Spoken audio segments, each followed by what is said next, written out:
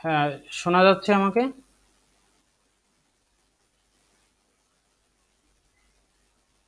Hello, hello. আচ্ছা, আসলে আমি অত্যন্ত দুঃখিত। ব্যাটারি ছিল না, আমি এটা খেয়ালই করিনি। হঠাৎ বন্ধ হয়ে গেছে। একটু সময় নষ্ট হলো। ঠিক আছে। আচ্ছা, আমরা ছিলাম 6 নাম্বার প্রশ্নে, তাই তো? তো এখানে দেখো, আলোচনা করে দিলাম যে প্রাচীন ভারতীয় আর্য ভাষা সাধারণত বৈদিক এবং ছান্দস সেই ভাষার উত্তরাধিকার সূত্রেই আমাদের বাংলা ভাষার পাওয়া গিয়েছে। বলা হয়েছে এখানে যে মৌলিক শব্দগুলো প্রাচীন ভারতীয় আর্য ভাষা থেকে উত্তরাধিকার সূত্রে প্রাপ্ত বাংলা ভাষার নিজস্ব শব্দ। বলেছে যেগুলো ভারতীয় আর্য ভাষা থেকে পাওয়া গেছে শব্দ, সেগুলো নিজস্ব শব্দ বাংলা ভাষার। এটা যদি হ্যাঁ উত্তর হয় তাহলে এটা শুদ্ধ হবে, যদি না হয় তাহলে এটা অশুদ্ধ হবে।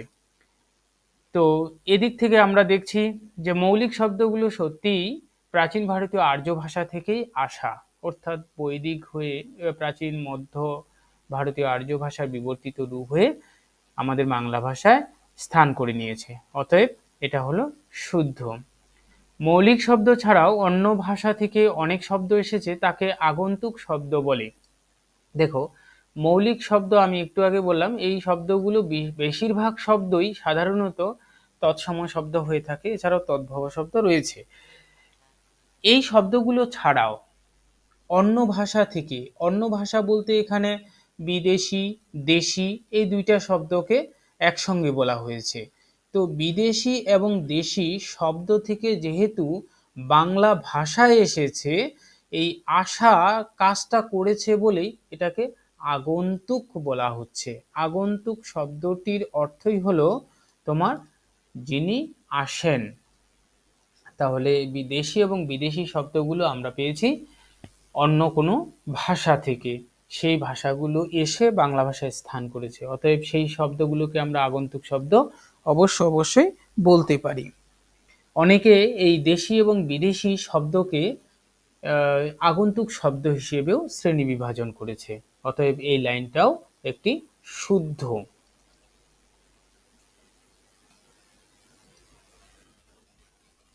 ব অপশনে রয়েছে ইংরেজি শব্দের প্রভাবে অনেক শব্দ বাংলায় অনুবাদ করে গ্রহণ করা হয়। ইংরেজি শব্দের প্রভাবে অনেক শব্দ বাংলায় অনুবাদ করে গ্রহণ করা হয়। আমরা একটু আগে কয়েকটা প্রশ্নে জেনেছি যে ইংরেজি শব্দগুলো সরাসরি পরিবর্তন হয়ে এসেছে, কিংবা সরাসরি কোনোটা সরাসরিভাবে এসেছে, কিংবা কিছুটা পরিবর্তন হয়ে এসেছে। তো অনেক শব্দগুলো পরিবর্তন হয়ে আসার পরেও শব্দগুলোকে অনুবাদ করে বাংলা ভাষায় আনা হয়েছে। এগুলোকে তাৎপর্যপূর্ণ যদি হয়ে যায় তাহলে আমরা ওগুলোকে বলেছি তোমার পরিভাষা। সংক্ষিপ্ত এবং তাৎপর্যপূর্ণ যদি হয়ে যায় তাহলে আমরা তাদেরকে বলবো পরিভাষা। কিন্তু যে শব্দগুলোকে বাংলায় অনুবাদ করে, সরাসরি অনুবাদ করে গ্রহণ করা হয়েছে, সেগুলোকে অনুবাদ ঋণ শব্দও বলা যায়। অনেক ব্যাকরণবিদও এগুলো বিভাজন করেছে। অনুবাদ ঋণ এবং পরিভাষার মধ্যে একটু পার্থক্য রয়েছে। অনুবাদ ঋণে বলা হয়েছে যে কোনোভাবেই অনুবাদ করে একটা রূপ বা শব্দ তৈরি করে দিলেই অনুবাদ ঋণ হয়ে যাবে। আর পরিভাষায় শুধু অনুবাদ করলে হবে না, এখানে সংক্ষিপ্ত হতে হবে এবং তার অর্থগত একটা তাৎপর্য থাকতে হবে, তবেই সেটা পরিভাষা হবে। অনুবাদে সাধারণভাবে যে কোনো শব্দকে এখানে ইংরেজি শব্দের পরিবর্তে অন্য কোনো ভাষা থেকে শব্দ নিয়ে ডিরেক্ট অনুবাদ করে দেওয়া যাবে, সেটাকে অনুবাদ ঋণ বলবো। যেমন একটা বাক্য যদি বলি, যেমন cats and dog, cats and ডগকে আমরা মুষলধারে বৃষ্টি হিসাবে যদি বাংলায় অনুবাদ করে দিই তাহলে এটা অনুবাদ ঋণ শব্দ বলা যাবে বা অনুবাদ ঋণ বাক্যাংশ বলা যাবে, পরিভাষা বলা যাবে না। পরিভাষা বলতে গেলে যেমন অক্সিজেনের অম্লজান, হ্যাঁ, এই ধরনের সেলফির চিত্রণী, এই ধরনের শব্দ তৈরি করতে হবে, তবে সেটাকে আমরা বলবো তোমার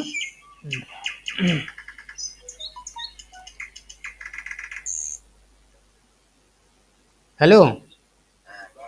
হ্যাঁ। হ্যাঁ, ফোন করলে মুই 9:30টার পরে ফোন করেছো তোক ক্লাসত আছো অনেক।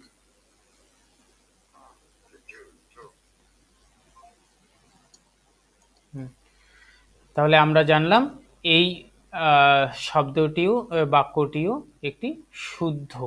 তাহলে এখান থেকে আমরা জেনেছি প্রাচীন ভারতীয় আর্য ভাষা থেকে উত্তরাধিকার সূত্রে যে শব্দগুলো এসেছে সেগুলো বাংলা ভাষার নিজস্ব সম্পদ, তাই এটা শুদ্ধ। এবং মৌলিক শব্দ ছাড়াও অন্য ভাষা থেকে, দেশি বিদেশি ভাষা থেকে বাংলা ভাষার শব্দ এসেছে, তাই এগুলোকে আমরা বলবো আগন্তুক শব্দ, এটাও শুদ্ধ। এবং ইংরেজি শব্দের প্রভাবে অনেক শব্দ আমরা সরাসরি না এনে অনুবাদ করে করে ব্যবহার করেছি, তাই সেই শব্দগুলোকে আমরা বলবো অনুবাদহীন শব্দ। এখানে ইংরেজি ভাষা না হয়ে অন্য কোনো ভাষা থেকেও আসতে পারে, অন্য কোনো ভাষা থেকেও অনুবাদ করা যেতে পারে, অতএব এটাও শুদ্ধ। তিনটি বাক্যাংশই বাংলা ভাষা সম্পর্কিত, এগুলি শুদ্ধ। এভাবে উত্তর আসতে পারে। চল, তারপরে টপিক পড়েছি উপসর্গ। উপসর্গ শব্দটির অর্থ উপসর্গ, উপ বলতে আগে, স্বর্গ বলতে অবস্থান, আগে অবস্থানকারী সে বর্ণগুচ্ছকে আমরা উপসর্গ বলবো। এই উপসর্গের আরেকটা বৈশিষ্ট্য হলো যে শব্দের সঙ্গে বসবে সেই শব্দটির অর্থ পরিবর্তন করে দেবে, কিন্তু উপসর্গের নিজস্ব কোনো অর্থ নেই, অন্য কোনো শব্দের সঙ্গে বসে অর্থ পরিবর্তন করার ক্ষমতা রাখে। এর আগে বলেছি সংস্কৃতে 20টা রয়েছে, বাংলায় প্রায় 21টা রয়েছে, এছাড়াও দেশি বিদেশি উপসর্গ রয়েছে। প্রথম প্রশ্ন করা হয়েছে বিচরণ শব্দের বি। আমরা জানি বিচরণ শব্দের এই বি হলো উপসর্গ। এই উপসর্গটা কি অর্থে ব্যবহৃত হয়েছে? অভাব অর্থে, গতি অর্থে, সহজ অর্থে, কষ্টসাধ্য অর্থে? আমি কিছুটা হলেও গত ক্লাসে টেকনিকটা তোমাদের জানিয়ে দিয়েছি যে বিচরণ শব্দটির অর্থ সাধারণত কি বোঝাচ্ছে? অভাব অর্থে বোঝাচ্ছে কি? ঠিক। বিচরণ শব্দ অভাব কি করে হলো বলো?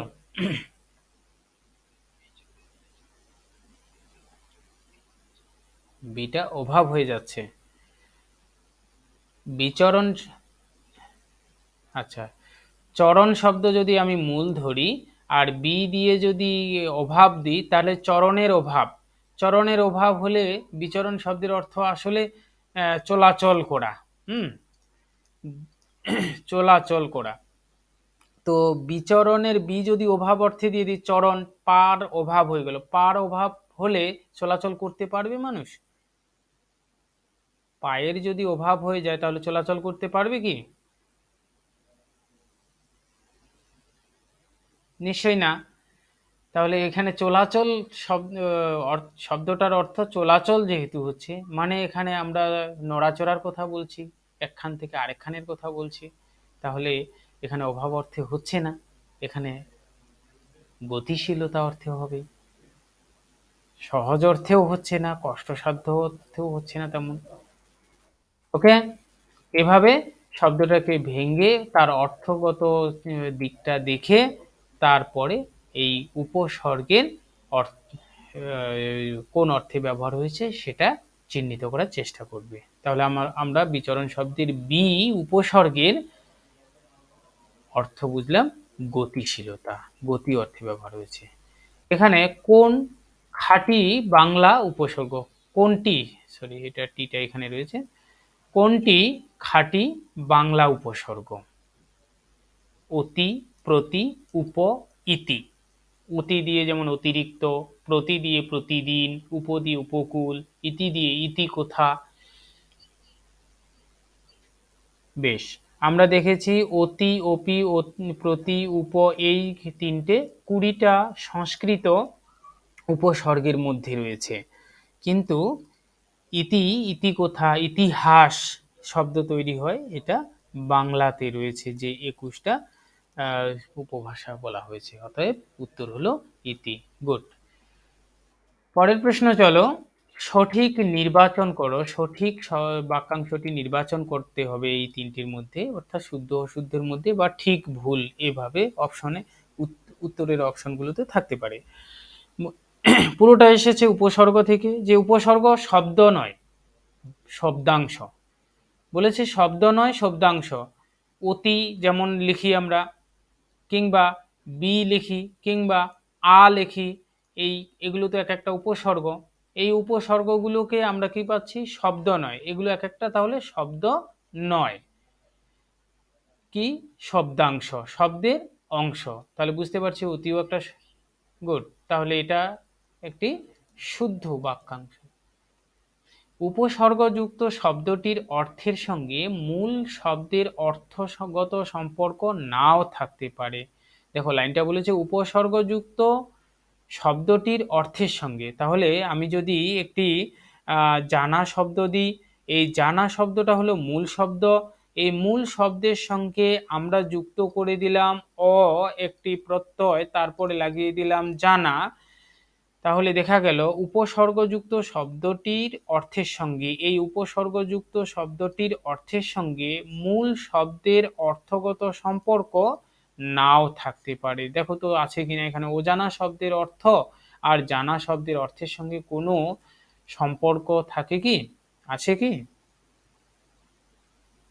নাই, বিপরীত হয়েছে, নাও থাকতে পারে, একদম রেয়ার জায়গাতে সম্পর্ক থাকতে পারে। তো সেই জায়গায় এই বাক্যটিও, উপসর্গ সম্পর্কিত বাক্যটি শুদ্ধ। উপসর্গের নিজস্ব অর্থ নেই। হ্যাঁ, নিশ্চয়ই উপসর্গের নিজস্ব আলাদা করে কোনো অর্থ থাকছে না, যতক্ষণ না পর্যন্ত অন্য কোনো শব্দের সঙ্গে যুক্ত না হয় ততক্ষণ পর্যন্ত তার কোনো আলাদা অর্থ তৈরি হয় না। যেমন এখানে জানা শব্দটিতে আমরা ব্যবহার করেছি একটা উপসর্গ, অটা যখন আলাদা করে লিখব এর কোনো তেমন অর্থ নেই, নিজস্ব অর্থ নেই, কিন্তু এই শব্দাংশটাই আবার একটা আলাদা শব্দের সঙ্গে, জানা শব্দের সঙ্গে যুক্ত হয়ে যাচ্ছে, তখনই কিন্তু আলাদা একটা অর্থ প্রকাশ করছে। অতএব এই বৈশিষ্ট্যটাও সঠিক, অর্থাৎ বাক্যটি শুদ্ধ। তাহলে এগুলো উপসর্গের বৈশিষ্ট্য অনুসারে এখানে দেওয়া হয়েছে, তিনটি বৈশিষ্ট্যই শুদ্ধ হয়েছে। যদি এখানে বাক্যটিতে উপসর্গের নিজস্ব অর্থ আছে বলে দেওয়া হতো তাহলে আমাদের অবশ্যই এটা অশুদ্ধ হয়ে যেত। ওকে, চলো তারপরে উপসর্গ একটি, আমরা জানি বিশেষ্য মানে নামপদ, বিশেষণ মানে অবস্থা, দোষ, গুণ, পরিমাপ, অব্যয় হচ্ছে যে, আচ্ছা, অব্যয় হচ্ছে যে পদের পরিবর্তন নেই, সর্বনাম হচ্ছে বিশেষে পরিবর্তে ব্যবহার। দেখো তাহলে অব্যয় হবে কারণ উপসর্গগুলো তেমন কোনো পরিবর্তন নেই বা তার কোনো ব্যয় নেই। অব্যয় পদ আমরা পদ প্রকরণে পড়েছি। ঠিক আছে, চলো তাহলে এই পর্যন্ত আমরা পূর্বের অংশ অনুসারে জেনেছি। একটা নতুন টপিক আজকে আলোচনা করি তাহলে। আচ্ছা, এছাড়াও আরেকটা সাজিয়েছিলাম আমি, এটা তো ডিলিট হয়ে গেল।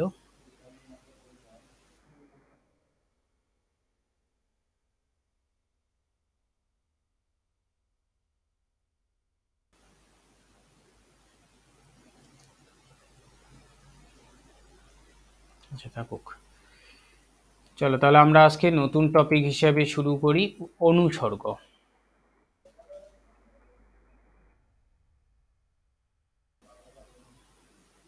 একদম সহজ বিষয়। অনু, অনু মানে পশ্চাৎ, পশ্চাৎ মানে পিছনে, স্বর্গ মানে পদ বা পদের পরিবর্তে বিশেষ করে অবস্থান অনুসারে, অবস্থান হিসেবেই ব্যবহার হয় বেশি। তাহলে শব্দটির অর্থগত দিক থেকে দেখা যায় যে পিছনে অবস্থান, কার পিছনে অবস্থান?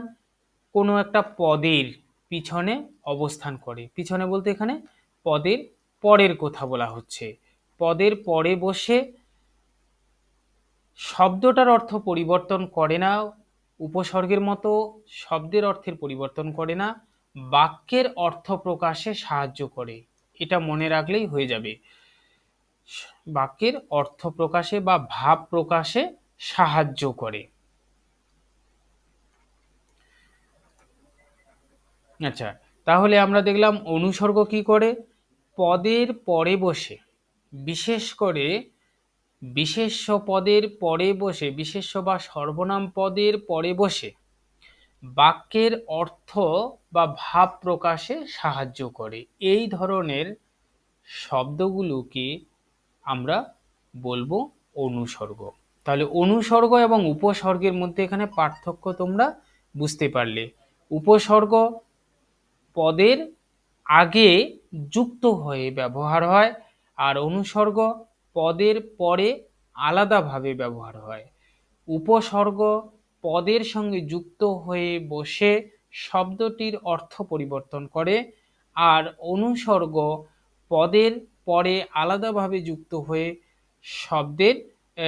বাক্যের অর্থ প্রকাশে সাহায্য করে।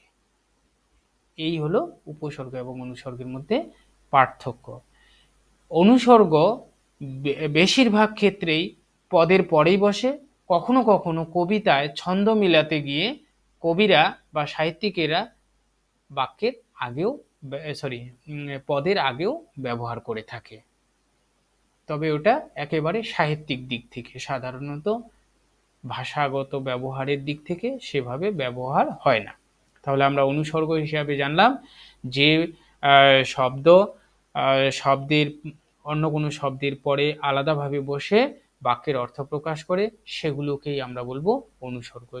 যেমন উপসর্গকে আমরা অব্যয় বলেছি, তেমনি অনুসর্গগুলো এক ধরনের অব্যয়, অর্থাৎ শব্দের পরে বসে তার কোনো পরিবর্তন তেমন হয় না, আর এটি স্বাধীনভাবে ব্যবহার হয়, কখনো কখনো বিভক্তির সঙ্গে যুক্ত হয়েও ব্যবহার হয়ে থাকে। এর একটা আলাদা নাম হলো কর্মপ্রবচনীয়। কর্মপ্রবচনীয় এই কারণেই বলা হয় যে অনুসর্গ কর্মকে প্রবচন করে দেয়, কর্মকে প্রকাশ করে দেয়, কর্মকে ভালোভাবে সম্পাদন করে দেয়, এই কারণে একে কর্মপ্রবচনীয় বলা হয়ে থাকে। এছাড়াও আরেকটি নামকরণ করা হয়েছে পরসর্গ। এখানে স্বর্গ বলতে সাধারণত পদ বা অবস্থানকে বলা হয়েছে। পর মানে পরের কথা বলা হয়েছে, অর্থাৎ পরের অবস্থান। আমরা জানি এই অনুসর্গ শব্দের পরেই অবস্থিত হয়, অবস্থান করে ভাব প্রকাশে সাহায্য করে, এই কারণে আরেকটা নাম দেওয়া হয়েছে পরসর্গ, ইংরেজিতে যাকে আমরা বলি পোস্ট পজিশন। এই হলো অনুসর্গ। অনুসর্গ সাধারণত একটা অব্যয় এবং বিশেষ্য এবং সর্বনাম পদের পরেই পৃথকভাবে বসে। এর মুখ্য কাজ হলো শব্দ বিভক্তির মতো কাজ করা। শব্দ বিভক্তি যেমন আমরা জানি তোমার এ, তে, কে, রে, শূন্য, এর, অর, এর, র, র, এর, দের, এই ধরনের যে অতিরিক্ত বর্ণ বা বর্ণ সমষ্টি ব্যবহার করি শব্দগুলোকে পদে পরিণত করার জন্য, সেই ধরনের বিভক্তির কাজ তোমার অনুসর্গও করে থাকে। তাই কারক সম্বন্ধ নির্ধারণের ক্ষেত্রে বিভক্তির পাশাপাশি অনুসর্গেরও গুরুত্বপূর্ণ ভূমিকা রয়েছে। আমরা দেখব বিশেষ করে উপাদান কারকে, যখন উপাদান কারক ব্যবহার বের করি সেই সময় এই অনুসর্গের গুরুত্বপূর্ণ ভূমিকা রয়েছে। এছাড়া অন্যান্য কারকেও কম বেশি ব্যবহার আছে, কিন্তু উপাদান কারকে বিশেষ করে বেশি ব্যবহার দেখা যায়। বেশ, এই জায়গায় অনুসর্গগুলোকে দুভাগে ভাগ করা হয়েছে, সাধারণ অনুসর্গ এবং ক্রিয়াজাত অনুসর্গ। খুবই সহজ, যেগুলো তোমার অসমাপিকা ক্রিয়া, কোনো একটা ক্লাসে তোমাদের হয়তো বলেছি, একদম চিহ্নিত করার অসমাপিকা ক্রিয়া চিহ্নিত করার সহজ একটা বুদ্ধি হলো যে অসমাপিকা ক্রিয়াগুলোই সাধারণত অনুসর্গ হিসেবে ব্যবহার হয়ে থাকে। যেমন এখানে বলেছে করে, থেকে, দিয়ে, ধরে, যদি আমি বলি এইটা কাজ করে তোমাকে যেতে হবে, সমাপিকা ক্রিয়া হলো যেতে হবে, কিন্তু মাঝখানে করে বলে দিয়েছি, তো এটা অসমাপিকা ক্রিয়া হিসেবে ব্যবহার হয়েছে। এই অসমাপিকা ক্রিয়াই সাধারণত ক্রিয়াজাত অনুসর্গ হিসেবে ব্যবহার হয়ে থাকে। বাক্যে যদি তোমরা কোনো জায়গায় এই অসমাপিকা ক্রিয়াগুলোকে দেখো, তাহলে সেখানে সেটি ক্রিয়াজাত অনুসর্গ হিসেবে ব্যবহার হবে। এই ক্রিয়াজাত অনুসর্গের বাইরে যে সমস্ত অনুসর্গগুলো রয়েছে, যেগুলো অব্যয় হিসেবে বাক্যের অর্থ প্রকাশে সাহায্য করে, সেগুলোকে আমরা সাধারণ অনুসর্গ হিসেবে চিহ্নিত করব। যেমন এখানে উদাহরণ হিসেবে দেওয়া রয়েছে যে উপরে, কাছে, জন্য, দ্বারা, দিয়া, কর্তৃক, দিয়ে, এইসব শব্দগুলো কে বলা হবে সাধারণ অনুসর্গ। তো এখানে একটা অনুসর্গের তালিকা দেওয়া হয়েছে যে বাংলায় কত ধরনের অনুসর্গ ব্যবহার হয়ে থাকে, যেমন প্রতি, বিনা, বিহনে, সহ, পরে, অবধি, হেতু, মাঝে, পরে, ভিন্ন, এই শব্দগুলোকে অল্প একটু দেখে নেবে। এখানে বেশিরভাগ শব্দই রয়েছে, এর বাইরে হয়তো আর নেই। এছাড়াও দ্বারা, দিয়া, কর্তৃক, তৃতীয়া বিভক্তি, পঞ্চমী বিভক্তি, এগুলো আগে প্রথাগত ব্যাকরণে সংস্কৃত যে ব্যাকরণের ধারাবাহিকতাকে কেন্দ্র করে বাংলা ব্যাকরণগুলো তৈরি হয়েছে, সেখানে বিভক্তি হিসেবে ব্যবহার করা হয়েছে প্রথমা, দ্বিতীয়া, তৃতীয়া, চতুর্থী, পঞ্চমী, ষষ্ঠী, সপ্তমী পর্যন্ত কারক অনুসারে। বর্তমানে এগুলো ব্যবহার করা হয় না, সরলীকরণের মাধ্যমে বাংলাকে স্বতন্ত্র রূপ দেওয়া হয়েছে। এগুলো ব্যবহার না হয়ে সরাসরি ব্যবহার হয়ে থাকে বিভক্তি হিসাবে। তোমাদের বিভক্তি অংশটু আগে হয়তো বলেছি, একটু পরে বলছি, যে এ, তে, কে, রে, শূন্য, এই কয়েকটা বিভক্তির পাশাপাশি র, এর, এগুলোই বেশিরভাগ সব শব্দে ব্যবহার হয়ে থাকে। তো এগুলোকেই এখন বিভক্তি বলা হচ্ছে।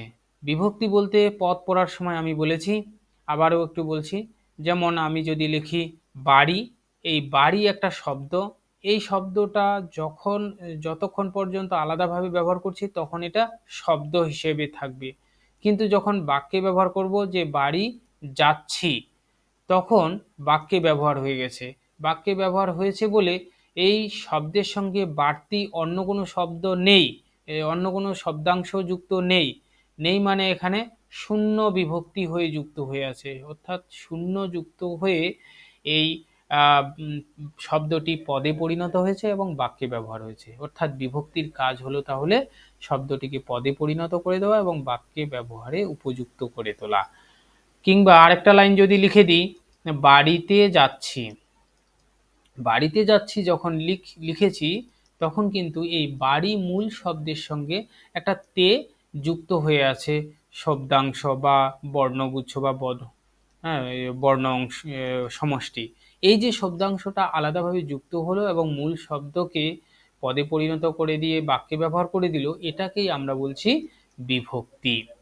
ওকে, তাহলে বিভক্তি এবং উপসর্গ অনুসর্গের মধ্যেও কিছুটা হলেও পার্থক্য রয়েছে। একটু মনোযোগ দিয়ে শোনার চেষ্টা করো, এইগুলো থেকেই সাধারণত প্রশ্ন সেট হয়ে থাকে। তাহলে আমরা দেখলাম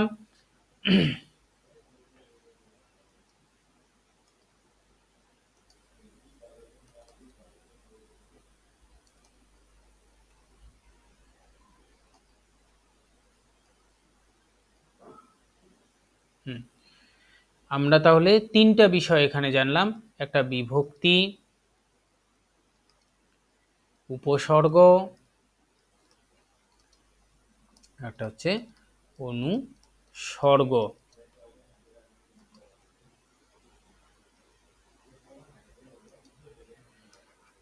আচ্ছা, স্ক্রিন দেখা যাচ্ছে? উপসর্গ, অনুসর্গ, দেখো তাহলে বিভক্তি আমরা দেখলাম একটা শব্দের সঙ্গে একদম পরে যুক্ত হয়ে ব্যবহার হয়। উপসর্গকে আমরা দেখেছি আগে, শব্দের আগে যুক্ত হয়ে ব্যবহার হয়। আর অনুসর্গকে আমরা জেনেছি শব্দের পরে আলাদাভাবে ব্যবহার হয়। তাহলে পার্থক্যটা বোঝা গেল। বিভক্তি শব্দের সঙ্গে পরে যুক্ত হয়, অনুসর্গ শব্দের সঙ্গে আগে যুক্ত হয়, উপসর্গ শব্দের সঙ্গে আগে যুক্ত হয় এবং তোমার অনুসর্গ শব্দের পরে আলাদাভাবে যুক্ত হয়। এই যে পার্থক্য, মানে প্রাথমিক পার্থক্য রয়েছে। এছাড়াও পার্থক্য রয়েছে বিভক্তি শব্দের সঙ্গে যুক্ত হয়ে ব্যবহার হয়ে শব্দটিকে পদে পরিণত করে দেয়, আর উপসর্গ শব্দের সঙ্গে আগে যুক্ত হয়ে শব্দটির অর্থ পরিবর্তন করে দেয়। আর অনুসর্গ অনুসর্গ শব্দের সঙ্গে শব্দের পরে আলাদাভাবে যুক্ত হয়ে তোমার বাক্যের ভাব প্রকাশে সাহায্য করে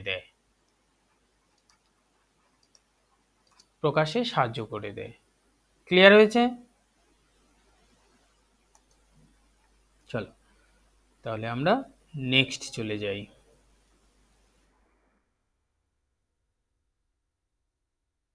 অনুসর্গের এখানে লিস্ট রয়েছে, এগুলো দেখে নেবে। তাহলে অনুসর্গের বৈশিষ্ট্য হিসাবে আমরা পাচ্ছি অনুসর্গ একটা অব্যয় পদ, এগুলোর নিজস্ব অর্থ আছে।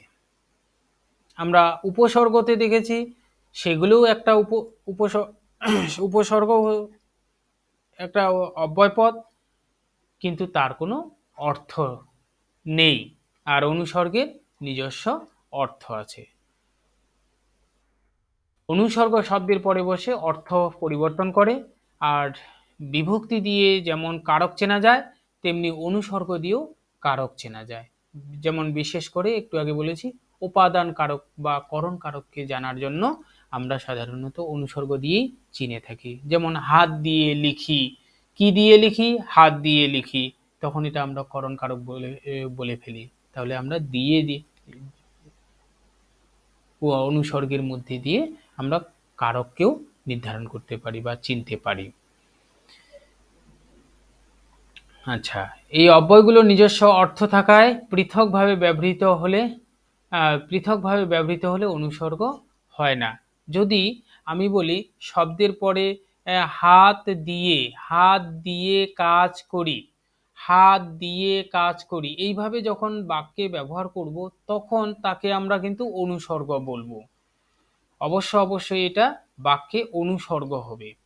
কিন্তু খালি যদি দিয়ে শব্দটা দিয়েই বাক্য গঠন করি, ওকে দিয়ে আয় তো, হ্যাঁ, যদি কলম দিয়ে না করে কলমটা দিয়ে আয় এইভাবে না বলে যদি আমি বলি যে ওকে দিয়ে আয় তো, তখন কিন্তু দিয়ে শব্দটা অনুসর্গ বলবো না, সেটাকে একটা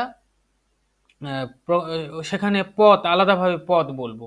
অতএব যে অব্যয়গুলো ব্যবহার হচ্ছে সেগুলোর আলাদা অর্থ থাকায় আলাদাভাবে ব্যবহার হলে সেগুলোকে অনুসর্গ বলবো না। অবশ্যই কোনো না কোনো বিশেষ্য বা সর্বনাম পদের পরে থাকতে হবে এবং তার অর্থ প্রকাশে সাহায্য করতে হবে, তবেই সেটাকে অনুসর্গ বলবো। অনুসর্গ মাঝে মধ্যে পূর্বেও ব্যবহার হয়ে থাকে, বিশেষ করে কবিতা এবং সাহিত্যের ক্ষেত্রে ব্যবহার হয়ে থাকে, এটা আগেও বলেছি। ক্ষেত্র বিশেষে অনুসর্গের ব্যবহার সাধু ও চলিত ভাষায় ভিন্ন হতে পারে। সাধু এবং চলিত ভাষায় যেমন দিয়া শব্দটা যদি ব্যবহার না করে এখানে কর্তৃক ব্যবহার করে দিই, কর্তৃক সাধারণত সাধু শব্দ, হ্যাঁ, সেই সাধু এবং চলিতের মধ্যে কিছুটা হলেও পার্থক্য হতে পারে। বাকিটা বলছি না, আরেকটা শ্রেণী বিভাগে যাই। আমরা অনুসর্গের শ্রেণী বিভাগে পেয়েছি একটা সাধারণ অনুসর্গ, একটা ক্রিয়াজাত অনুসর্গ। সেই সাধারণ অনুসর্গকেই সাধারণত বলা হয় শব্দজাত অনুসর্গ। সেগুলো শব্দ হিসেবেই বাক্যে ভাব প্রকাশের জন্য ব্যবহার হয়ে থাকে। ক্রিয়াজাত অনুসর্গ সাধারণত অসমাপিকা ক্রিয়াগুলোকে বলা হয়ে থাকে। এছাড়াও অপ্রধান শ্রেণীবিভাগ হিসাবে অনেক ব্যাকরণবিদে বিভাজন করে রেখেছে, সেগুলো যদি আলোচনা করা যায় তাহলে আমরা বলবো অনুসর্গের ব্যবহার অনুসারে 3 ভাগে ভাগ করা হচ্ছে: বিশেষ্য, সর্বনাম এবং বিশেষণ। বিশেষ্যের পরে যদি ব্যবহার হয় তাহলে বিশেষ্য অনুসর্গ খুবই সহজ। যেমন এখানে বলেছে প্রাণের চেয়ে প্রিয়, প্রাণ বিশেষ্য এবং চেয়ে আছে এখানে, অতএব এটা বিশেষ্য অনুসর্গ, খুবই সহজ, তেমন কঠিন বিষয় নয়। যেমন সর্বনাম পদের পরে যদি ব্যবহার হয় তাহলে এটা সর্বনাম অনুসর্গ বলবো। যেমন আমার চেয়ে, আমার হচ্ছে সর্বনাম, চেয়ে হচ্ছে উপসর্গ, এটা ভুল হয়েছে, এখানে এটা অনুসর্গ হবে এই শব্দগুলোতে।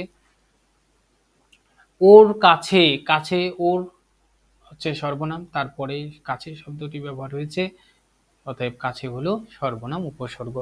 দেখো, বিশেষ্য এবং সর্বনাম এই দুইটি পদের পরেই বিশেষত অনুসর্গ বেশিরভাগ ক্ষেত্রে ব্যবহার হয়। এছাড়াও বিশেষণের পরেও ব্যবহার হয় কিছু কিছু জায়গায়, যেমন মন্দের চেয়ে একটু ভালো, বিশেষ করে বিশিষ্টার্থক যে বাক্যগুলো রয়েছে সেই বাক্যগুলোতে বিশেষণের পরে বেশি বেশি ব্যবহার দেখা যায়। যেমন মন্দের চেয়ে, খারাপের চেয়ে, এই খারাপ দোষগুণের মধ্যে বোঝাচ্ছে, মন্দও দোষগুণের মধ্যে বোঝাচ্ছে। তো এগুলো হচ্ছে বিশেষণ। বিশেষণের পরে হলে তোমার বিশেষণ অনুসর্গ, এবং সর্বনামের পরে হলে সর্বনাম অনুসর্গ, বিশেষ্যের পরে হলে বিশেষ অনুসর্গ। সাধারণত এগুলো ততটা গুরুত্বপূর্ণ নয়, শুধু জানার জন্য তোমাদেরকে বললাম। উৎস বা উৎপন্নের দিক থেকে, উৎপত্তিগত দিক থেকে দেখা যায় অনুসর্গকেও তিন ভাগে ভাগ করা হচ্ছে। একটা সংস্কৃত অনুসর্গ, সরি এখানে আবারও ভুল হয়েছে, এটা উপসর্গ হয়ে গেছে, তোমরা একটু দেখে রাখবে, কেটে শব্দটাকে অনুসর্গ করে দেবে। সংস্কৃত অনুসর্গ অর্থাৎ সংস্কৃত ভাষায় ব্যবহৃত যেসব অনুসর্গ সরাসরি বাংলা ভাষায় এসে যুক্ত হয়েছে সেগুলোকে আমরা বলবো সংস্কৃত অনুসর্গ। অপেক্ষা, অভিমুখে, উপরে, কর্তৃক, এই শব্দগুলো, এই অনুসর্গগুলো এখানে সংস্কৃত অনুসর্গ, অর্থাৎ সংস্কৃত থেকে আসা শব্দগুলোই, অনুসর্গগুলোই সংস্কৃত অনুসর্গ। সংস্কৃত থেকে বিবর্তিত, কিছুটা হলেও বিবর্তন হয়ে যায়। যেমন সংস্কৃতে অগ্রে রয়েছে, প্রাকৃতে এসে অর্থাৎ মধ্য ভারতীয় আর্য ভাষায় অজ্ঞে হয়ে গেছে, বাংলায় এসে আগে হয়ে গেছে। তাহলে আমরা দেখলাম অগ্রে শব্দটি সংস্কৃত সরাসরি না এসে কিছুটা পরিবর্তনের মধ্যে দিয়ে আগে তৈরি হয়েছে। দেখবে বিশেষ করে সাধু ভাষায় যে সমস্ত সাহিত্যগুলো রয়েছে সেখানে এই অগ্রে শব্দটা ব্যবহার বেশি পাওয়া যায়, কিন্তু চলিত রূপে একটু হলেও কম পাওয়া যায়। শব্দ ভাণ্ডারে শ্রেণী নির্ণয় করতে গিয়ে তোমাদের আরও একটু বলবো যে সাধু ভাষায় রূপগুলো রয়েছে, শব্দগুলো, সাধু রূপগুলোই সাধারণত তৎসম বেশিরভাগই হয়ে থাকে। আর চলিত যে রূপগুলো আমরা ব্যবহার করি সেই চলিত রূপগুলো তদ্ভব হয়ে থাকে। সেদিক থেকেও তো এই টেকনিক ব্যবহার করেও যে বাংলা ভাষায় আমরা দুইটা রূপ পাই, একটা হচ্ছে সাধু রূপ, একটা হচ্ছে চলিত রূপ। আগে সাহিত্যিক হিসেবে আমরা ব্যবহার করেছি সাধু রূপটা, বিশেষ করে 1914 সালে প্রমোদ চৌধুরী, হ্যাঁ প্রমোদ চৌধুরী তো, সবুজপত্র কে প্রকাশ করেন বলো তো কেউ? প্রমোদ চৌধুরী। তো 1914 সালে যখন সবুজপত্রের মাধ্যমে নতুন চলিত রূপ ব্যবহার করা শুরু হলো, তখন থেকে সাধু রূপটা সাহিত্যে ব্যবহার না করে চলিত রূপ ব্যবহার করা হয়েছে, বিশেষ করে 1914 সালের পর থেকেই। তো সাধু ভাষায় বা সাধু রূপে যে সব শব্দ ব্যবহার করা হয় এগুলো প্রত্যেকটাই হচ্ছে সংস্কৃত ঘেঁষা শব্দ, ভারী ভারী শব্দ, অতএব সেগুলোকে আমরা তৎসম শব্দ বলতে পারি। আর চলিত রূপগুলো সাধারণত মানুষের মুখের ভাষাকে ব্যবহার করা হয়েছে, সাধারণ সরল শব্দগুলোকে ব্যবহার করা হয়েছে। এগুলো সাধু ভাষা থেকে হয় বিবর্তিত রূপ, নয়তো একেবারেই সহজ সাধারণ গাম্ভীর্যহীন শব্দগুলো ব্যবহার করে সহজতা, সরলতা ব্যবহার করা হয়েছে। এগুলোকে আমরা তদ্ভব শব্দ হিসেবেও চিহ্নিত করতে পারি। ওকে, বেশ, চলো তাহলে উৎপন্নের দিক থেকে নামজাত, এটা আবার রিপিট হয়ে গেছে এখানে। বিভক্তির সংযুক্তির বিচারে অনুসর্গ। বিভক্তি সংযুক্তি মানে বিভক্তি যুক্ত করে, দেখবে মাঝে মধ্যে অনুসর্গগুলোর সঙ্গেও যুক্ত হয়ে যায় এক একটা বিভক্তি। একটু আগে বলেছি বিভক্তি সবসময় শব্দটার পরেই যুক্ত হয়ে যায়, শব্দটার সঙ্গে পরে যুক্ত হয়ে যায়, আর অনুসর্গ আলাদা হয়ে যায়।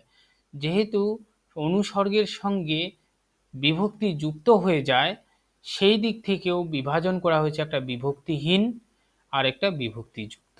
অর্থাৎ যে একদম এই শব্দটাতেই সংজ্ঞাটা লুকিয়ে আছে, অত বেশি মুখস্থ বা পড়ারও দরকার হবে না। বিভক্তিহীন অনুসর্গ, অর্থাৎ অনুসর্গটার পরে যে বিভক্তি থাকে না, হীন, তাকে আমরা বিভক্তিহীন অনুসর্গ বলবো। আর যে অনুসর্গটার সঙ্গে বিভক্তি যুক্ত হয়ে থাকে তাকে বিভক্তিযুক্ত অনুসর্গ বলে। তাহলে এগুলো না পড়লেও হবে। তো সেই জায়গায় আমরা উদাহরণ হিসাবে দেখি, যেমন দ্বারা দিয়া কর্তৃক যেগুলো শব্দ ব্যবহার করা হয়, এগুলো সাধারণত শব্দটার পরে কিন্তু সেভাবে কোনো বিভক্তি যুক্ত করা যায় না। যদি আমি এটাকে যুক্ত করে দিই, একটা দ্বারা কে যুক্ত করে দিই, তাহলে কিন্তু কোনো শব্দই দাঁড়াচ্ছে না, এটা কোনোভাবে অর্থ প্রকাশে সাহায্যই করবে না। বা এইভাবে না বলে যদি দ্বারার সঙ্গে র বিভক্তি যুক্ত করে দিই, হ্যাঁ, তাহলে কিন্তু দ্বারার, তবুও তেমনটা হয় না, এখানে সাধারণত প্রায় শূন্যের কাছাকাছি থেকে যায়। কিন্তু এখানে দেখো আগ, আগ হচ্ছে অজ্ঞে, এটা মূল শব্দ থেকে তৈরি হয়েছে। বা উপর যদি হয়, এখানে এ বিভক্তি যুক্ত হয়ে গেছে, আগ হয়ে থেকে আগে হয়ে গেছে, আগ বাড়িয়ে যাবে না, ওইটা থেকে আগে আগে যাবে না, এরকম হয়ে গেছে, তাহলে এ যুক্ত হয়ে গেছে এখানে। ঠিক একই হিসেবে এখানে উপর, উপর এ, এ বিভক্তি যুক্ত হয়ে গেছে। অতএব এগুলোকে আমরা বলবো বিভক্তিযুক্ত অনুসর্গ। খালি যদি উপ ব্যবহার করি তাহলে এটা হবে বিভক্তিহীন উপসর্গ। অর্থাৎ একই উপসর্গের দুই ধরনের রূপও পাওয়া যায়। যদি সেটা বিভক্তি ছাড়া ব্যবহার হয় তখন এটাকে আমরা বিভক্তিহীন অনুসর্গ বলবো, যদি বিভক্তি যুক্ত হয়ে ব্যবহার হয় তাহলে তাকে আমরা বিভক্তিযুক্ত অনুসর্গ বলবো।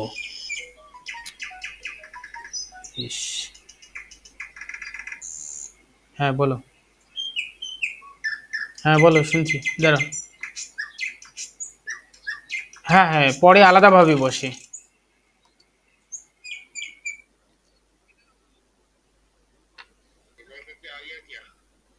हाँ सर, नहीं किया, जाऊंगा, थोड़ा हो गया, क्लास पे हूँ तो जाऊंगा।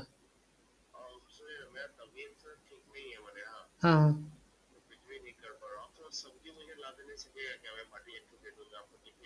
अच्छा अच्छा ठीक है, मैं जाने के पहले आपको पास टिफिन लेके जाऊंगा।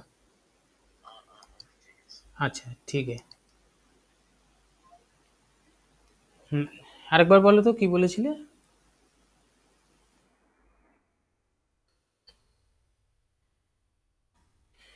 বিভক্তি শব্দের পরে যুক্ত হয়ে ব্যবহার হয়। একটু আগে পার্থক্যটা বললাম না, দাঁড়াও আরেকবার রিপিট করে দিচ্ছি। দেখো এখানে, এখানে দেখো বিভক্তিটা শব্দের সঙ্গে একেবারে যুক্ত হয়ে ব্যবহার হয়। বাড়িতে যুক্ত করে দিলে আমরা একদম পেয়ে গেলাম বাড়িতে, এইভাবে একেবারে যুক্ত হয়ে ব্যবহার হচ্ছে। আর অনুসর্গ হাত দিয়ে, হাত দিয়ে তো একসঙ্গে আমরা লিখি না, একটু হাত আলাদা, দিয়ে আলাদা পদ হয় না, অর্থাৎ শব্দটার পরে আলাদাভাবে ব্যবহার হবে। ওকে,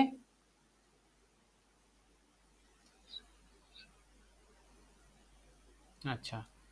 উপসর্গ শব্দের আগে ব্যবহার হচ্ছে, এটাও যুক্ত হয়ে, বিভক্তিও যুক্ত হয়ে পরে ব্যবহার হয়, আর উপসর্গ যুক্ত হয়ে আগে ব্যবহার হয়।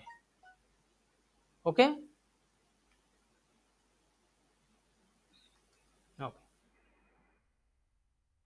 উপসর্গ অনুসর্গ তো বলে দিয়েছি, এটার পার্থক্যটা, অনুসর্গের প্রয়োজনীয়তা এটাও তো বুঝে গেছো ওখান থেকে, বৈশিষ্ট্যগুলো জানার জন্য এতগুলোকে বলেছি। ঠিক আছে, তাহলে আমরা উপসর্গ, অনুসর্গ, বিভক্তি, শব্দ সম্পর্কে একটা ধারাবাহিক জ্ঞান অর্জন করতে পেরেছি। পরে চলে যাই, নির্দেশক বলে একটা শব্দ থাকে। আচ্ছা, আক্ষরিক অর্থে নির্দেশক শব্দের অর্থ কি বলো কেউ একজন?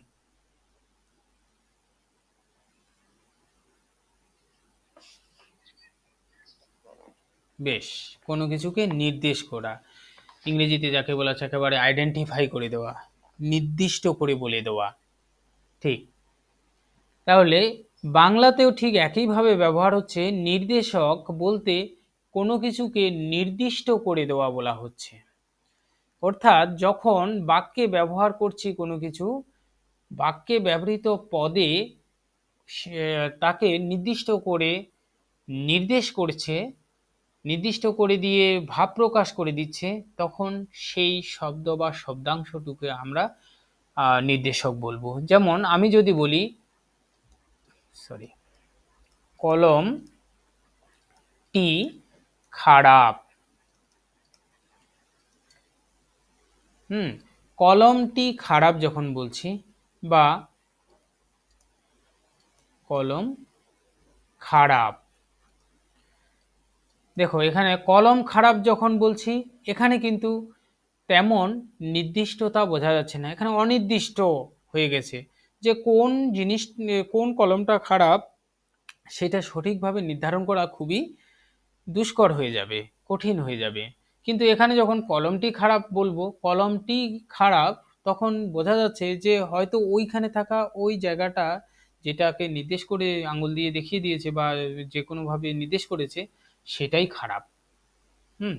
তাহলে সেই জায়গায় কলমের সঙ্গে যুক্ত এই যে অংশটা, এই শব্দ বা বর্ণগুচ্ছ বা শব্দাংশ, সেটাকে আমরা বলবো নির্দেশক। তাহলে এই ধরনের কতগুলো শব্দ আমরা পাবো, টি, টা, খান, খানি, খানা, গুলি, গুলা, হ্যাঁ, গুলো।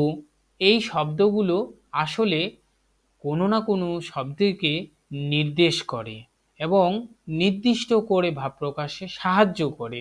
অতএব এগুলোকে আমরা বলবো নির্দেশক, এগুলোকে আমরা বিভক্তি বলবো না। হুম হুম আচ্ছা, সহজভাবে যদি বলি, যে শব্দের সঙ্গে যুক্ত হয়ে শব্দটিকে নির্দিষ্ট করে এবং অর্থ প্রকাশে সাহায্য করে, সেই বর্ণ বা বর্ণগুচ্ছকে আমরা বলবো নির্দেশক। ওকে। শব্দের সঙ্গে যুক্ত হয়ে শব্দটিকে নির্দিষ্ট করে এবং অর্থ প্রকাশে সাহায্য করে, সেই বর্ণ বা বর্ণ সমষ্টিকে নির্দেশক বলে। দেখো এগুলো এক একটা ধ্বনিগুচ্ছ হয়, এগুলোর স্বাধীন অর্থ নেই এবং বচনকে নির্দেশ করে। তোমরা জানো বচন বাংলা ভাষায় দুই প্রকার, প্রাচীন বাংলা ভাষায় তিন প্রকার হিসেবে ব্যবহার হয়েছিল, একবচন, দ্বিবচন, বহুবচন। কিন্তু বর্তমান আধুনিক বাংলায় দুবচন হিসেবে ব্যবহার হয়, একবচন এবং বহুবচন। এই নির্দেশক বচনকে নির্দেশ করে দেয়। কিভাবে করে সেটা বলে দিচ্ছি। নির্দেশক দেখো, বিভক্তি ও শব্দের সঙ্গে কি করে, শব্দের পরে বসে যুক্ত হয়ে, যেমন বাড়ি, তে, তে বিভক্তিটা শব্দের সঙ্গে যুক্ত হয়ে ব্যবহার হয়েছে। ঠিক একইভাবে নির্দেশকও শব্দের পরে যুক্ত হয়ে ব্যবহার হয়ে থাকে। তাহলে আমরা বুঝতে পারলাম বিভক্তি এবং নির্দেশকের মধ্যে মিল রয়েছে। বিভক্তি এবং নির্দেশকের সঙ্গে মিল আছে, যে শব্দের পরে যুক্ত হয়ে ব্যবহার হয়। কিন্তু পার্থক্য হলো, বিভক্তি শব্দের পরে যুক্ত হয়ে শব্দটিকে পদে পরিণত করে দেয় এবং বাক্যে ব্যবহারে উপযুক্ত করে দেয়, ব্যবহারে উপযুক্ত করে দেয়। আর নির্দেশক যুক্ত হয়ে, শব্দের পরে যুক্ত হয়ে ব্যবহার হয়ে শব্দটির বচনকে নির্দেশ করে, বচনকে নির্দেশ করে আর অর্থ প্রকাশে সাহায্য করে। তাহলে তোমরা বিভক্তি এবং নির্দেশকের পার্থক্য বুঝতে পেরেছো?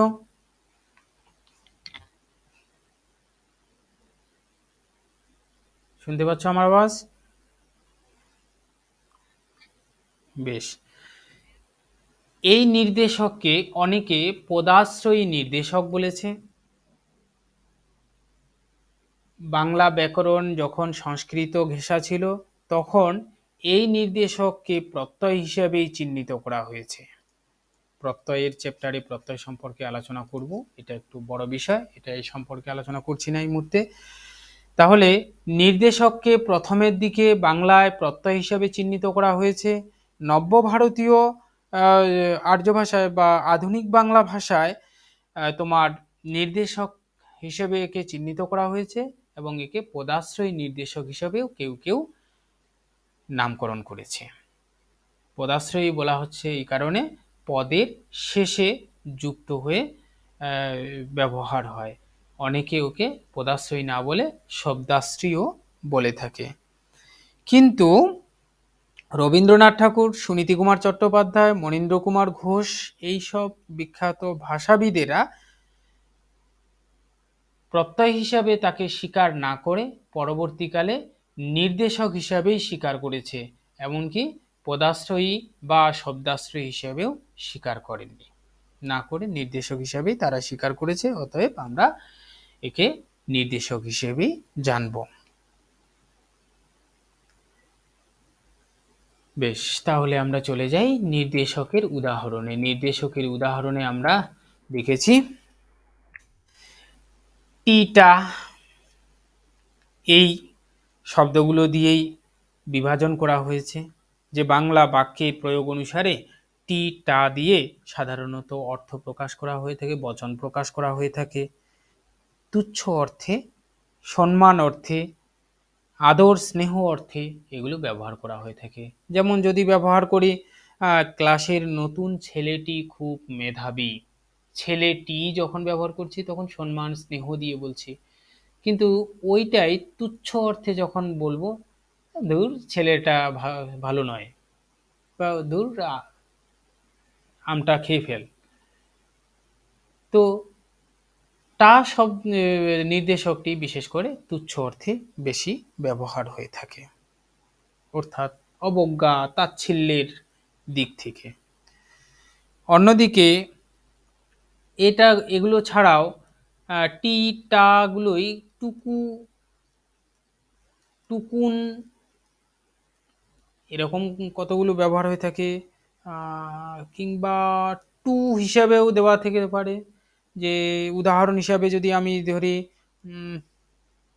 তো কি বলবো, এতটুকুন জিনিস নিয়ে এসেছিস, এতটুকুন যখন শব্দটা ব্যবহার করছি, হ্যাঁ এটাও ব্যবহার করে। অনেকেই বলে এতটুকু জিনিস নিয়ে আসলি, এতটুকু জিনিস নিয়ে আসাটা দরকারই ছিল না। যে এইগুলো দিয়ে কি করলাম, এত যতগুলো ছিল সেখানে নির্দিষ্ট করে দিল, এই নির্দিষ্ট করে দিয়ে তোমার নির্দেশ করে দিচ্ছে যে জিনিসটা আনা হয়েছে সেই জিনিসটাকে নির্দিষ্ট করে দিচ্ছে, তো সেই জায়গায় এগুলোকেও নির্দেশক বলবো। এছাড়াও খান, খানি, খানা যে শব্দগুলো নির্দেশকগুলো রয়েছে সেগুলো সাধারণত ওই অবজ্ঞা, নিঃসঙ্গতা, তুচ্ছতা, আয়তন অর্থে ব্যবহার করা হয়ে থাকে। যেমন যদি আমি বলি চারখান রুটি নিয়ে আয়, বা চারখানা রুটি নিয়ে আয়, বা আপেলগুলি নিয়ে যা, সরি গুলিগুলো পরে পড়ছি, এরকম খানি দিয়ে বলা যেতে পারে দেহখানি পড়ে রইল, কিংবা আটখানা কাপড় নিয়ে আয়, তাহলে সেই জায়গা থেকে খান, খানা, খানি দিয়েও বচনকে নির্দেশ করছে, বা সেই বিশেষ্য বা বিশেষণকে সে নির্দিষ্ট করে একটা বচন বা সংখ্যা বা অবস্থানকে নির্দিষ্ট বিশেষায়িত করে দিচ্ছে, সীমিত করে দিচ্ছে। অতএব সেগুলোকেও আমরা বলবো নির্দেশক। এছাড়াও আরো উদাহরণ হিসাবে যদি আমি বলি গুলিগুলা, এগুলো তো সহজেই সাধারণত ব্যবহার করেই থাকি। এছাড়াও রয়েছে গাছ, গাছা, গাছা, হ্যাঁ গাছি হিসেবেও ব্যবহার হয়ে থাকে। এই কয়েকটাই সাধারণত ব্যবহার হয়। গাছ যদি উদাহরণ হিসেবে বলে থাকি, বলি লাঠি গাছ নিয়ে এসো, এখন সেভাবে ব্যবহার হয় না লাঠি গাছ, লাঠি গাছি, সরি লাঠি গাছা গুচ্ছ অর্থে ব্যবহার হচ্ছে, এগুলো একসঙ্গে থাকা শব্দের গুচ্ছ বা স্তূপ অর্থে ব্যবহার হচ্ছে বিশেষ করে। বা চুরিগাছি নিয়ে আয়, বিশেষ করে তোমার সাধু টেক্সটগুলোতে এগুলো পাওয়া যায় এই শব্দগুলো বেশি, তাছাড়া তেমনটা ব্যবহার এই শব্দগুলোতে নেই। বিশেষ করে নির্দেশক ব্যবহার হয় টিটা আর গুলিগুলো, এই শব্দগুলোই ব্যবহার হয়ে থাকে। তাহলে আমরা নির্দেশক সম্পর্কেও জানলাম, নির্দেশক কি সেটাও জেনেছি। নির্দেশক এবং বিভক্তির পার্থক্য তো বলেই দিয়েছি। একটা নতুন বিষয়, সেটা হচ্ছে প্রাতিপাদিক। কোথাও কোথাও প্রতিপাদিকও রয়েছে, কিন্তু শব্দটা প্রাতিপাদিক। তো প্রাতিপাদিক এটা শব্দের মধ্যেই থাকে, প্রাতিপাদিক হলো বিভক্তিহীন অথচ প্রত্যয়যুক্ত যে মূল অংশ শব্দের, তাকে আমরা বলবো প্রাতিপাদিক। কি বললাম? দুইটা বৈশিষ্ট্যকে মনে রাখতে হবে। বিভক্তিহীন, শব্দটাতে বিভক্তি থাকবে না, এবং তার প্রত্যয় যুক্ত থাকবে। যেমন দোকানদার যে শব্দটা রয়েছে, এই দোকানদার শব্দটার দোকান যে রয়েছে আর দার, দার তো একটা বিদেশি প্রত্যয়, সেটা যুক্ত হয়েছে। তাহলে দোকানে কোনো প্রত্যয় বিভক্তি নেই, কিন্তু দার প্রত্যয় যুক্ত হয়ে দোকানদার হয়েছে। অতএব এই দোকান শব্দটুকু হলো প্রাতিপাদিক। আশা করি বুঝেছ ব্যাপারটা। অর্থাৎ যে শব্দটা তৈরি হয়েছে প্রত্যয়যুক্ত শব্দ, তার মূল যে শব্দ, সেই মূল শব্দটার যাতে বিভক্তিহীন হয়, তার কোনো বিভক্তি থাকবে না। বিভক্তি না থাকলে এই মূল অংশটাকে আমরা বলবো প্রাতিপাদিক। তাহলে দোকানদার যে শব্দটা আমরা পেয়েছি, এই দোকানদার শব্দটার কি যুক্ত? প্রত্যয়যুক্ত হয়ে আছে। এই প্রত্যয়টাকে আলাদা করে দিলে মূল অংশ আমরা পাচ্ছি দোকান। মূল অংশ যেটা রয়েছে এটা বিভক্তিহীন ভাবে রয়েছে। বিভক্তি যেহেতু নেই, অতএব এই মূল শব্দের মূল অংশটাকে আমরা বলবো প্রাতিপাদিক। ওকে, এই প্রাতিপাদিক কে দুভাগে ভাগ করা হয়েছে, নাম প্রাতিপাদিক। বলো।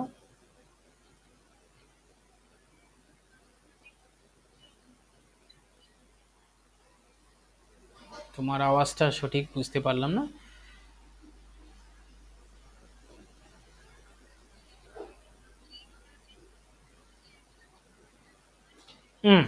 দোকান মানে না, দোকানদার নয়। দোকানদার হলো শব্দ। এই শব্দটার এই শব্দটা থাকছে প্রত্যয়যুক্ত। প্রত্যয়যুক্ত শব্দটার যে মূল অংশ যদি বিভক্তিহীন হয়, তাহলে সেই মূল অংশটাকে বলবো তোমার প্রাতিপাদিক। যেমন ক্রিয়ার প্রকৃতি বলেছে, তো তাহলে দাঁড়াও, তাও একটু বলে দিই। আচ্ছা, প্রকৃতি বলতে বোঝায় আসলে শব্দের মূল অংশ। ওকে, এটা জানো হয়তো মনে হয়। প্রকৃতি বলতে বোঝায় মূল অংশ। এখানে আছে নাকি বলে দিই তাহলে এটা আগে। শব্দ বা ধাতুর, এখানে শুধু ধাতুর মূল অংশ লিখেছি। শব্দ বা ধাতুর মূল অংশটাকে আমরা বলবো প্রকৃতি। একটা শব্দ থাকবে, এখানেও দোকান দেওয়া আছে, যেমন এই যে দোকান রয়েছে, মূল শব্দের মূল শব্দ দোকান। এই দোকান মূল শব্দের সঙ্গে আমরা নানাভাবে অন্য কিছু যুক্ত করে নতুন শব্দ তৈরি করতে পারি। নতুন শব্দ কি কি দিয়ে তৈরি করতে পারি? প্রত্যয় যুক্ত করে। যেমন একটু আগে উদাহরণ উপরে পেয়েছি, দোকান হচ্ছে মূল শব্দ, তার সঙ্গে যুক্ত করে দিতে পারি প্রত্যয়, হয়ে যাবে নতুন একটি শব্দ দোকানদার। দোকানদার। কিংবা এবার দোকান জায়গায় আমি বিভক্তি যুক্ত করে দিতে পারি, এই বিভক্তি তৈরি হয়ে যাবে দোকানে। কিংবা আমি যুক্ত করে দিতে পারি দোকান যোগ নির্দেশক দিতে পারি, দোকানটি নির্দেশক যুক্ত করে দিতে পারি, তাহলে তৈরি হবে দোকানটি। কিংবা অনুসর্গ যুক্ত করে দিতে পারি, দোকান যোগ আলাদাভাবে থেকে, দোকান থেকে। যে এইভাবে যুক্ত করে করে নতুন নতুন শব্দ তৈরি করতে পারি। পারলেও মূল শব্দ হিসাবে আমাদের এই অংশ, এই শব্দটাই থেকে যাচ্ছে। এই শব্দটাকে যতগুলো নতুন শব্দ তৈরি হয়েছে সেই শব্দগুলোর মূল শব্দ এটা।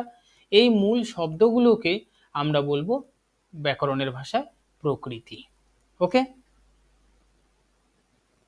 মানে শব্দের মূল অংশকে আমরা বলবো প্রকৃতি ব্যাকরণের ভাষায়। আশা করি ক্লিয়ার হয়েছে।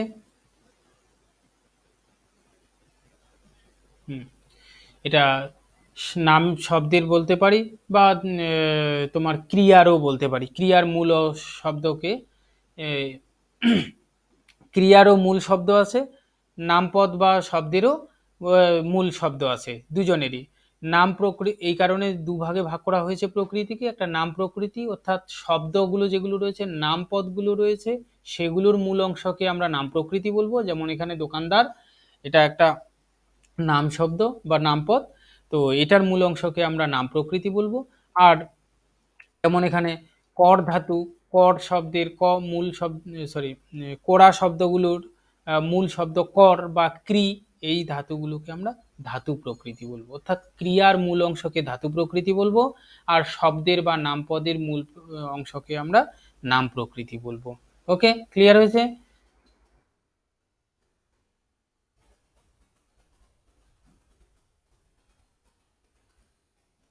বেশ, সেই জায়গায় দাঁড়িয়ে এই প্রাতিপাদিক হলো মানে ধাতু তো, সরি, প্রকৃতি মূল অংশ, মূল অংশটার যদি বিভক্তিহীনতা থাকে, বিভক্তি না থাকে, আর প্রত্যয়যুক্ত হয়ে থাকে, তবে তাদেরকে প্রাতিপাদিক বলবো। এটুকুই পার্থক্য। যে মূল অংশটা রয়েছে, মূল অংশ এখানে দোকান শব্দটা আমি তৈরি করে দিয়েছি, দোকানদার, হ্যাঁ, দার একটা বিদেশি প্রত্যয়, তো এই এটার সঙ্গে যুক্ত হলো। এই যে শব্দটা, এটা প্রত্যয়যুক্ত শব্দ, এই শব্দটার যে মূল অংশটা থাকছে, এই মূল অংশটা একদিকে প্রকৃতিও, এটাকে প্রকৃতিও বলবো, আবার আরেকদিকে আমরা বলবো তোমার প্রাতিপাদিকও। ওকে, মানে যদি শব্দটা প্রত্যয়যুক্ত হয় আর বিভক্তিহীন হয়ে যায়, তাহলে এটা প্রাতিপাদিক হবে। আর যদি শব্দটার যে কোনো, যা কিছুই থাকুক না কেন যুক্ত, বিভক্তি, অনুসর্গ, উপসর্গ, তোমার নির্দেশক, যাই থাকুক না কেন, থাকা সত্ত্বেও তার যদি মূল অংশ থাকে, তাকে আমরা প্রকৃতি বলবো। ওকে, বেশ, তারপরে চলো ধাতু। ধাতু সাধারণত ক্রিয়ার হয়। যেসব ক্রিয়াপদগুলো রয়েছে, ক্রিয়াপদগুলোর মূল অংশকেই আমরা বলবো ধাতু। ক্রিয়ার বাইরে অন্য কোনো পদের বা নাম পদের মূল অংশকে ধাতু বলবো না। তাহলে ক্রিয়াপদ যতগুলো রয়েছে, প্রত্যেকটা ক্রিয়াপদেরই যে মূল অংশটা রয়েছে, সেই মূল অংশটাকে আমরা বলবো ধাতু। এই ধাতু ব্যাকরণে এই রুট চিহ্ন হিসেবে ব্যবহার করা হয়ে থাকে, যে করণী চিহ্নটা দেওয়া হয়ে থাকে সেটি ধাতুকে নির্দেশ করে। উদাহরণস্বরূপ আমি যদি বলি, একটা ক্রিয়া হচ্ছে পড়া, পড়া শব্দটি বা ক্রিয়াপদটির মূল অংশ হচ্ছে পর যোগ আ প্রত্যয় যোগে তৈরি হয়েছে পড়া। তাহলে এই যে পর আলাদা করে দিয়েছি, এটাকে ধাতু হিসাবে চিহ্নিত করার জন্য তোমার এই রুট চিহ্নটা দিতে হবে। রুটহীন যদি শব্দ ব্যবহার করি, তাহলে সেটা নির্দিষ্ট হবে না। ওকে, তো সেই জায়গায় এই যে পর, এটি মূল অংশ হিসাবে পেয়েছি, এটা, এই মূল অংশকে আমরা প্রকৃতি বলবো। আবার ক্রিয়ার যেহেতু এটা মূল অংশ, বা ক্রিয়ার যেহেতু প্রকৃতি বা মূল অংশ, তাই একে আমরা বলবো ধাতুও। ওকে, তাহলে ধাতু হলো ক্রিয়ার মূল অংশ। ক্রিয়ার যে মূল অংশটা অবিভাজ্য, যেটা, সেটাকে মৌলিক বা সিদ্ধ ধাতু বলবো। অবিভাজ্য মানে যাকে আর বিশ্লেষণ করা যায় না, যেমন পোড়া ক্রিয়াপদের পর ধাতুটাকে আর বিশ্লেষণ করা যায় না, ভাঙ্গা যায় না, ভাঙলে আর তার কোনো অর্থ এখানে পাওয়াই যাবে না, মানে ধাতুগত মূল অংশটুকু পাওয়াই যাবে না, অতএব এটা হবে মৌলিক বা সিদ্ধ ধাতু। মৌলিক বা সিদ্ধ ধাতু, এটা না পড়লেও হবে তেমনটা, তো বাংলা ধাতু, সংস্কৃত ধাতু, বিদেশি ধাতু হিসেবে তিন ভাগে ভাগ করা হয়েছে। এছাড়াও রয়েছে সাধিত ধাতু বা যৌগিক ধাতু রয়েছে। মৌলিক ধাতুগুলোর সঙ্গে যদি আ প্রত্যয় যোগে কোনো নতুন ধাতু তৈরি হয়ে যায় আবার, তাহলে তাকে আমরা বলবো সাধিত, সাধিত ধাতু। যেমন আ প্রত্যয় যোগে তৈরি হয়েছে, এখানে আগেরটাই বলে দিই, পর, পর যোগ আ যুক্ত হয়ে পড়া হয়েছে। এটা একটা নতুন শব্দ তৈরি হলো ঠিকই, ক্রিয়াপদ তৈরি হলো ঠিকই।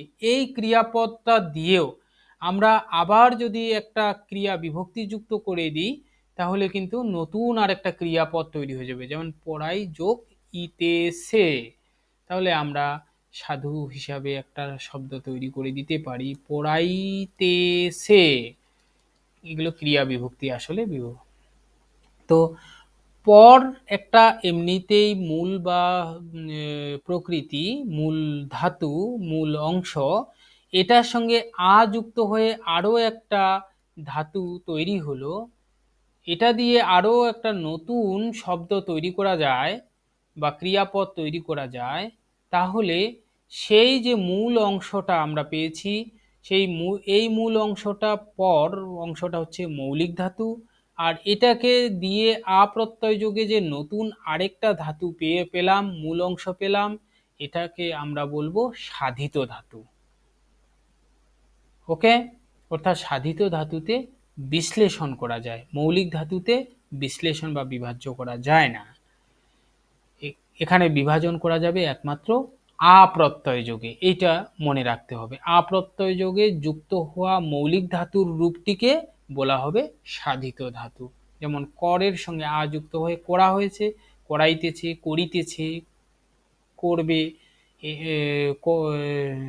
করাবে, এই যে শব্দগুলো তৈরি, ক্রিয়াপদগুলো তৈরি হবে, সেগুলো তখন এই কোড়াকে বলা হবে সাধিত ধাতু। সংযোগমূলক বা যৌগিক ধাতু হিসাবে আরেকটা বিভাজন রয়েছে। সংযোগমূলক বা যৌগিক ধাতুতে বিশেষ্য, বিশেষণ এবং ধনাত্মক।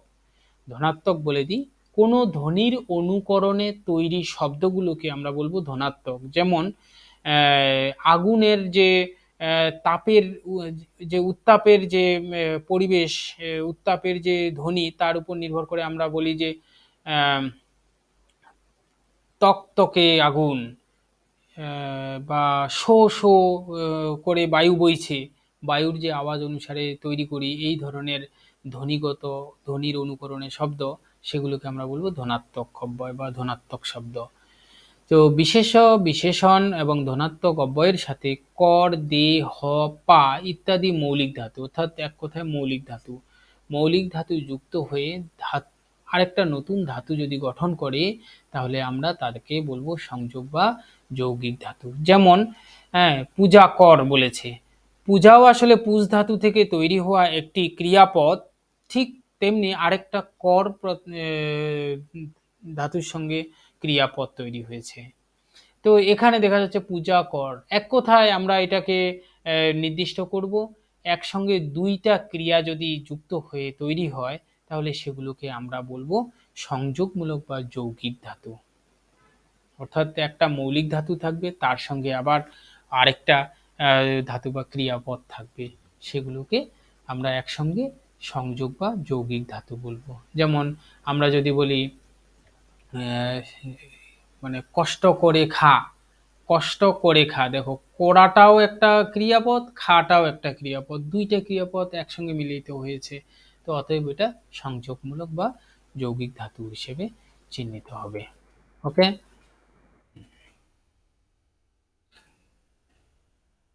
বলো।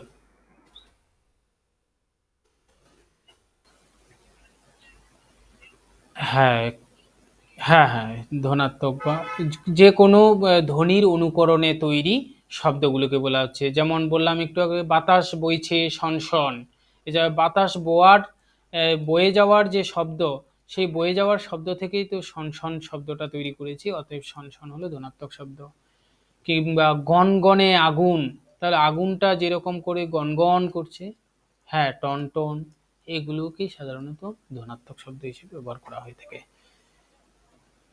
ওকে, তো ঠিক আছে, এই পর্যন্ত আলোচনা করা হলো, আমরা যাই একটু কয়েকটা প্রশ্ন আলোচনা করি, প্রশ্নের পরিপ্রেক্ষিতে আমরা ক্লাসটাকে এগিয়ে নিয়ে যাই। প্রথম প্রশ্নে বলা হয়েছে ধাতু। ধাতু অপশনে বলেছে ক্রিয়ার মূল অংশ, না বিভক্তিহীন অংশ, না প্রত্যয়যুক্ত অংশ, না সবকটি। আমরা একটু আগে জেনেছি ঠিকই, ক্রিয়ার মূল অংশকেই ধাতু বলে, যেমন আমরা একটা উদাহরণ হিসাবে আলোচনা করি, কোড়া। কোড়া শব্দটি, এটা ক্রিয়া, সবসময় মনে রাখবে ধাতু ক্রিয়ার মূল অংশ হয়, তাহলে এটা ক্রিয়া। ক্রিয়ার মূল অংশ কর, কর হলো তার সঙ্গে আ যুক্ত হয়েছে। এই কর সাধারণত সংস্কৃতে ক্রি হিসাবে ব্যবহার হয়ে থাকে, এখন কর লিখলেও ততটা অসুবিধে নেই। তাহলে আমরা দেখলাম এই ক্রিয়াপদটির মূল অংশ হলো কর বা ক্রি, এইটুকু কি বলা হচ্ছে ধাতু। ধাতুর ব্যাকরণগত চিহ্ন হলো রুট বা করণী। বেশ, তাহলে প্রথমটা হলো তার উত্তর। দ্বিতীয় প্রশ্ন হলো ক্রিয়ার যে অংশকে বিশ্লেষণ করা যায়, ক্রিয়ার কোন অংশকে বিশ্লেষণ করা যায়? বা মৌলিক শব্দকে বিশ্লেষণ করা যায়, না ধাতুকে বিশ্লেষণ করা যায়, না প্রত্যয়টাকে বিশ্লেষণ করা যায়, না প্রকৃতিকে বিশ্লেষণ করা যায়? আচ্ছা, প্রশ্নটা ক্রিয়ার কোন শ্রেণীকে বিশ্লেষণ করা, কোন ক্রিয়াকে বিশ্লেষণ করা যায় আসলে হবে।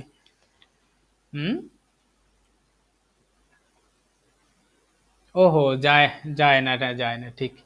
ক্রিয়ার কোন অংশকে নয়, এখানে গেল শ্রেণীকে হবে আসলে। হ্যাঁ ঠিক, মৌলিক শব্দকে।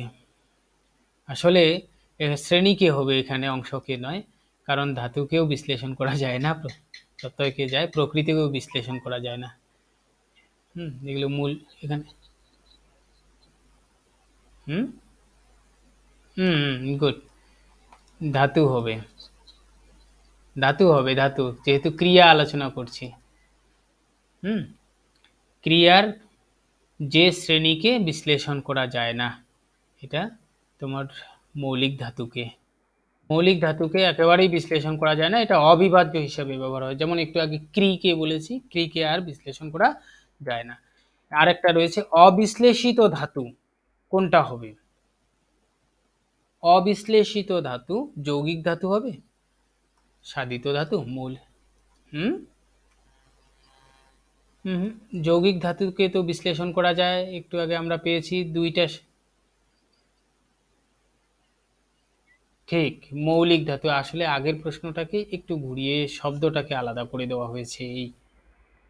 এই বলেছে আপ্রত্যয় যোগে গঠিত ধাতু হলো, আপ্রত্যয় যোগে কোন ধাতুটা তৈরি হয়? সাধিত, নাম ধাতু, প্রযোজক ধাতু, সিদ্ধ ধাতু। সিদ্ধ মানে মৌলিক ধাতু। কি সাধিত ধাতু। আমরা পেয়েছি যে মৌলিক ধাতুর সঙ্গে আপ্রত্যয় যোগে নতুন যদি কোনো ধাতু তৈরি হয়, তাহলে আমরা তাকে বলবো সাধিত ধাতু। যেমন কর যোগ আ হয়ে কোরা, এই কোরা আসলে হবে তোমার সাধিত ধাতু। গুড। এখানে বলেছে নাম্বার, তোমার পছন্দ মতো কয়েকটি কলম নে। এই একটা যে বাক্য রয়েছে, এই বাক্যে ক্রিয়া নে নির্দেশক টি আছে, না ক্রিয়া নেই নির্দেশক টি আছে? ক্রিয়াহীন অকর্মক্রিয়া অব্যয়যুক্ত বাক্য, না এটি বাক্যই নয়? কোনটা হতে পারে উত্তর?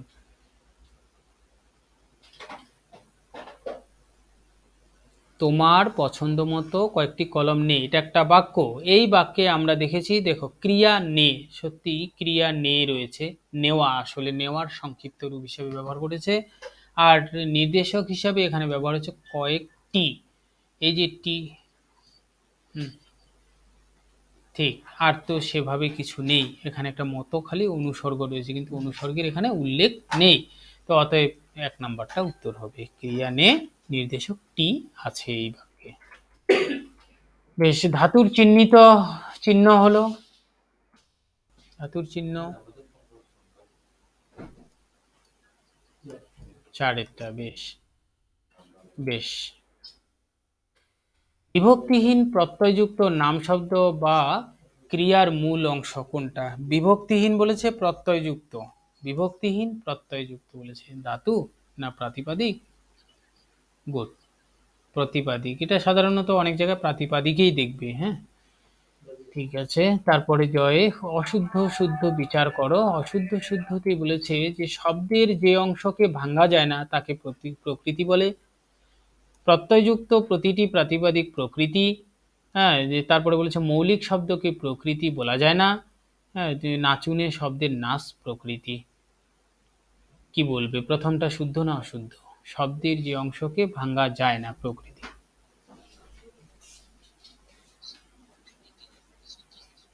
সত্যি, শুদ্ধ। কারণ শব্দের অংশকে ভাঙা যায় না, এটাই মূল অংশ একেবারে। হ্যাঁ, মূল অংশই তো প্রকৃতি হয়। ঠিক। প্রত্যয়যুক্ত প্রতিটি প্রাতিপাদিক, প্রত্যয়যুক্ত প্রতিটি প্রাতিপাদিক প্রকৃতি, হ্যাঁ এটাও তো সঠিক। হুম। তারপর মৌলিক শব্দকে প্রকৃতি বলা যায় না। মৌলিক শব্দকে, নিশ্চয়ই মৌলিক শব্দকে প্রকৃতি বলা যায় তো, কারণ মৌলিক শব্দকে তো আর বিশ্লেষণ করাই যায় না ওখান থেকে। হ্যাঁ, এটা মূল শব্দই, তাহলে এটা প্রকৃতিকে বলা যায় না। হ্যাঁ, এটা প্রকৃতি বলা যায় হবে, তাহলে এটা অশুদ্ধ। হুম। নাচুনে শব্দে নাচ প্রকৃতি। হ্যাঁ ঠিক, নাচ যোগ উনে প্রত্যয় যোগে তৈরি হয়েছে নাচুনে, তাহলে এটা মূল অংশ, এটাও শুদ্ধ। তাহলে এভাবে আমরা উত্তরটা পেয়ে গেছি। হুম। হুম। শব্দের যে অংশকে ভাঙা যায় না, শব্দের যে অংশকে ভাঙা যায় না, সাপোজ আমি যদি একটা উদাহরণ দিই তোমাদের, আহ, একটু আগে যেমন পর শব্দটাকে দিয়েছি, পর ধাতু রয়েছে, আচ্ছা ক্রিয়াপদ হিসেবেই করছি, পর যোগ আ বলেছি সমান সমান পড়া বলেছি, এটা তো হলো। তাহলে এই যে শব্দটা, এই শব্দের মূল অংশ এটা, এই পর যে অংশটা পেয়েছি এটাকে যদি ভাঙা যায় তাহলে প্রকৃতি হবে না, এটা তো ভাঙা যায় না। ভাঙা যায় না মানে এটা মূল অংশ, তাহলে মূল অংশ মানে আমরা জানি শব্দের মূল অংশকে প্রকৃতি বলে, তাই না? তাহলে এটা লাইনটা শুদ্ধই আছে যে শব্দের যে অংশ ভাঙা যায় না তাকে প্রকৃতি বলে। তাহলে এই যে শব্দটা, শব্দের যে মূল অংশটা সেটাকে প্রকৃতি বলছি। হ্যাঁ হ্যাঁ সেম। হ্যাঁ, দোকান শব্দটাই প্রকৃতি।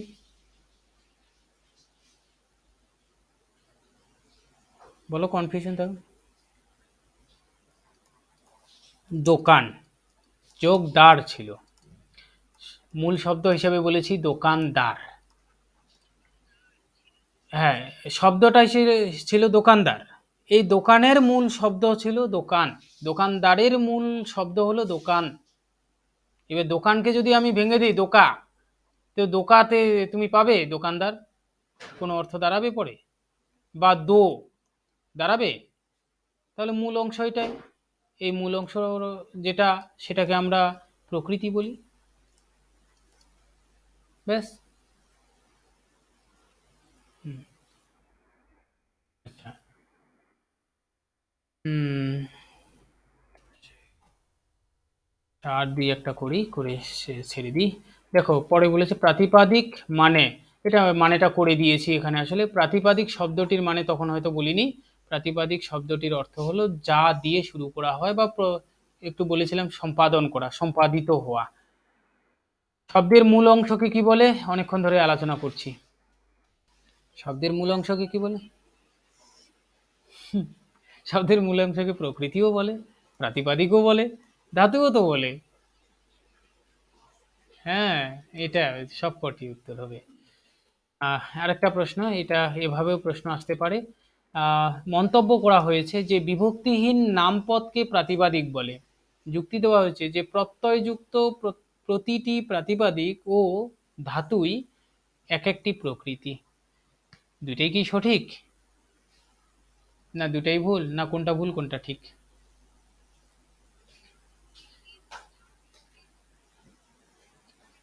হুম, ঠিক।